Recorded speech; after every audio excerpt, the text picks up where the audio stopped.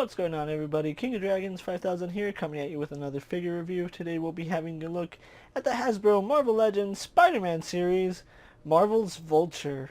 And so here we have the Vulture posed and out of the packaging. Before we take a look at the figure, let's actually take a look at what he comes with. The Vulture does come with two different head sculpts. We do get an unhelmeted head, which looks really good, which is my preferred look. And then we also do get a helmet for the Vulture. He also does come with his wings, which I do have in the sockets at the moment. And then he also does come with the head of the Demogoblin, which more than likely we will never complete, so don't expect to see that review on my channel. So other than that, I think he comes with a decent amount of accessories. There are some nitpicks that I have with the figure, but we'll get into that as we take a look at the Vulture's details. And so here we have a closer look at the Vulture, and I really do like the way that Hasbro made this figure look. It looks like my what I envisioned the Vulture looking like. It has such a nice look to it, and even the liver spots right here on his head, it's a nice touch. He's a creepy looking old man, and that's the way the Vulture should be. Everything about this head sculpt I like, which that's not saying that this head sculpt isn't a bad head sculpt. It's just that between the two, I prefer the unhelmeted head, because this is how I remember the Vulture in the cartoons, in the comics I would read. This is my go-to look for the Vulture. Now, I do have some issues with the figure itself, and the head sculpt is not one of them. I absolutely love this head sculpt. I even love the little tussles of feathers. Can you call them feathers, because he is a Vulture? I know in the movie he wore a bomber jacket, so it was fur, but he's a Vulture, and I guess feathers would probably be the best way to call it. I don't know. I'm calling it feathers, and that's the way I'll see it. Now, like with a lot of people, I will agree that Hasbro could have done a lot more with this figure, especially with the line work. You can see he does have lines painted throughout the figure.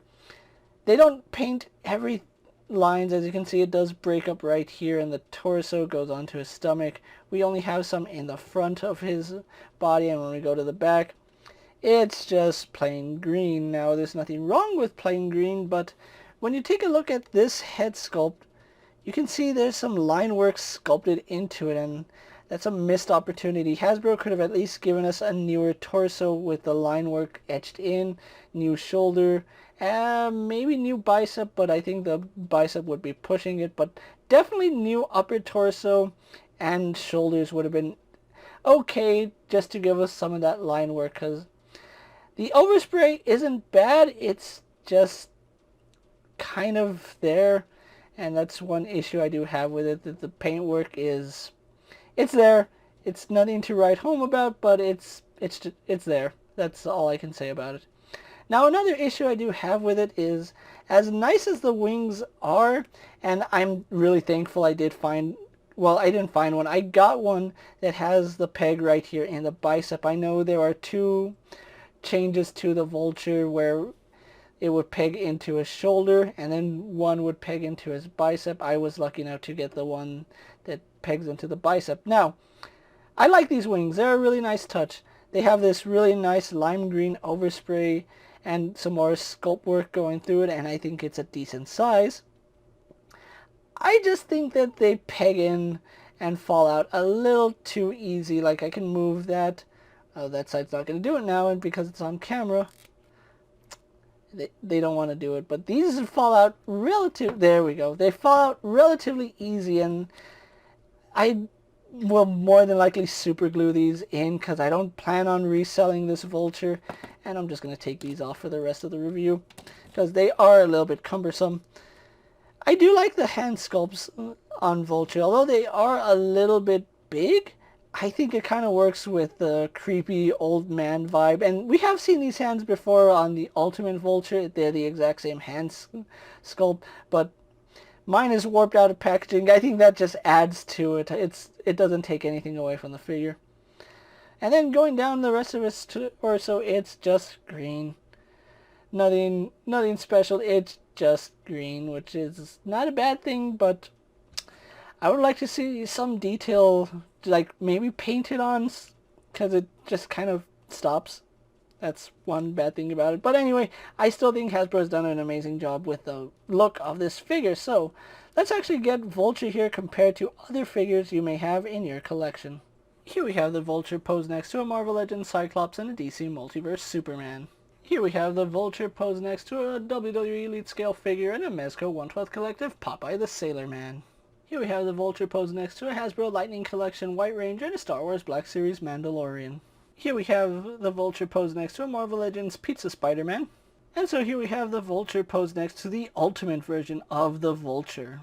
So with the comparisons out of the way, let's actually move on to his articulation. Now the Vulture here does have the standard Marvel Legends articulation, and he is on the Pizza Spidey body. So if you have the Pizza Spidey, you know what to expect out of this. We do have a ball joint in the head, which does let him look up and down really well. We do have some really good head tilt, so good motion there. Does rotate left and right, no problem. He does have a hinge in the neck, which does let him look up almost all the way, so that's perfect for flight poses. Can he look down all the way? Yes, so we can have him swooping in and attacking Spider-Man. So I really love that articulation in the neck. We do have butterfly joint here in the shoulder. A little bit stiff on mine, but it does work. We have ball joints in the shoulder, which do go up to about there. They do a full 360. We have a swivel at the bicep. Double bend at the elbow works no problem. Getting that straightened out, he does have a swivel and hinge at the wrist. Works really good. Ab crunch goes back that far. Goes forward that far. Kind of lame, but what are you going to do about it? Swivel at the waist. Legs do kick forward to about there. Not bad for an old man. Actually, he goes back much further. Goes back, goes out to about there. I think that's better than Pizza Spidey, to be honest. I'll have to double check that.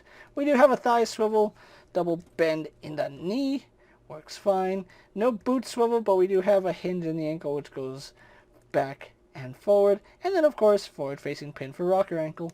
So overall, really do like the articulation on Vulture. Really happy I found him. So let's actually move on to my final thoughts, and then we'll wrap up this review.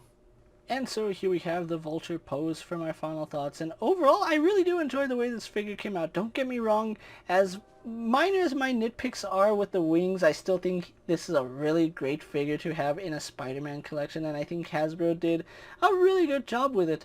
I just feel like maybe the wings could have been implemented just a little bit better, because as it stands, they fall out really easy, and I really don't like that.